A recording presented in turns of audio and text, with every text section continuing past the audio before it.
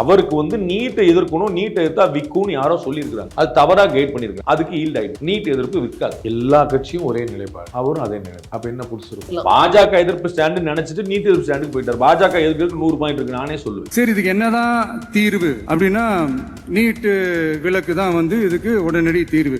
ஏற்கனவே வந்து 22 பேர் இருக்காங்க. இப்ப 23 அவர் இருக்கிறார். என்ன புதுசு? நீட் பத்தி பேசுறவங்க படிச்சிட்டு இருக்காங்க மேடம். நீட்டுக்கு சம்பந்தமே அவங்க கூட பேசிட்டு இருக்காங்க. அவ்வளவுதான். நீட்டுக்கு சம்பந்தப்பட்டவங்க கூட பரிட்சை எழுதிட்டு இருக்காங்க, படிச்சுட்டு இருக்காங்க. அடுத்த எக்ஸாம் எப்ப தயாராயிட்டு இருக்கு. ஒரே நாடு, ஒரே பாடத்திட்டங்கள், ஒரே தேர்வு. இது வந்து பேசிக்காவே அந்த கல்வி கற்கும் அந்த நோக்கத்திற்கே வந்து ஒரு எதிரான ஒரு விஷயமா நான் அதை பாக்குறேன். மாநிலத்துக்கு ஏத்த மாதிரி அந்த பாடத்திட்டங்கள் இருக்கணும். ஸ்டேட் சிலபஸ்ல படிச்சுட்டு NCERT சிலபஸ்ல வந்து தேர்வு வச்சா அது எப்படிங்க?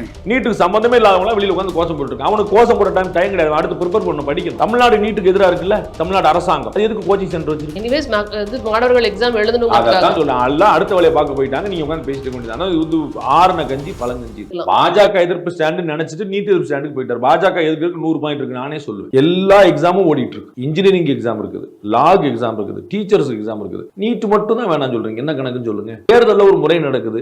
அப்ப முறைகேடு செஞ்சவர் வந்து தோல்வி அடையணும், இல்லாட்டி அவரை வெற்றி பெற்ற அறிய கூட சொல்லுவீங்களா? தேர்தலே கூட சொல்லுவீங்களா? அவர் மேலதான் அவ்வளவு. அதைத்தான் நான் சொல்றேன். இப்ப நீட்ல ஒரு முறைகேடு நடந்தா அந்த முறைகேடை தவிர்க்கணும். அந்த முறைகேடு செய்து பாஸ் பண்ண மாணவர்களை கைது பண்ணணும். பெற்றோர் ஆசிரியர் யார் இருக்காங்களோ பண்ணணும். நீட்டே வேண்டாங்கிறது எப்படின்றேன்.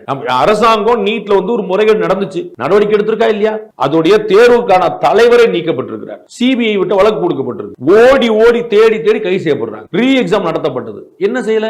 ரீ எக்ஸாம் வந்து அதுக்கு அந்த கருணை மதிப்பெண்கள் யார் கொடுத்தாங்களோ அவங்களுக்கு மட்டும் தான் ரீ எக்ஸாம்.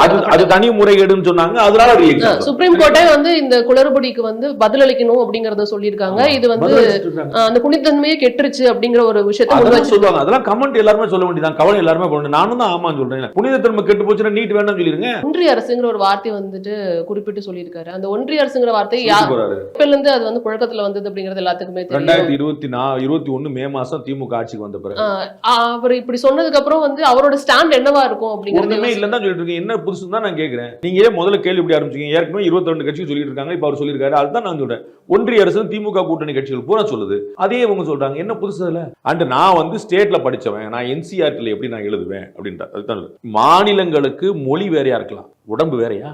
ஹார்ட் யார தமிழ்நாட்டுக்கு 2 இருக்கா, அஸ்ஸாமுக்கு 3 இருக்கா, வெஸ்ட் பெங்காலுக்கு கீழே இருக்குதா, கிட்னி வந்து நெத்தியில வந்துருதா? உடற்கூறியல் தானங்க மெடிக்கல்ங்கிறது. உடற்கூறியல் உலகம் முழுக்க ஒன்று தானங்க. ஆப்பிரிக்கால இருந்து நீங்க ட்ரீட் பண்ணிட்டு போறாங்க, அமெரிக்கால இருந்து நீங்க மெடிசன் எடுத்து போறாங்க. அப்ப அவங்களுக்கு தனி மருந்து சொல்லுவீங்களா?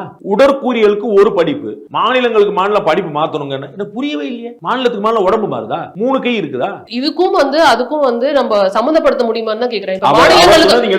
அவர் சொன்னது என்னன்னா கல்வி பட்டியல் மாநிலங்களுக்கு மாறணுங்கிறத அவர் சொன்னார். என்ன அர்த்தம்? எங்களுக்கான படத்தை நாங்க ஒத்துக்கிறோம் அர்த்தம். அதுக்கு தான் ஒரு டைவர்சிட்டி பேசுறாரு.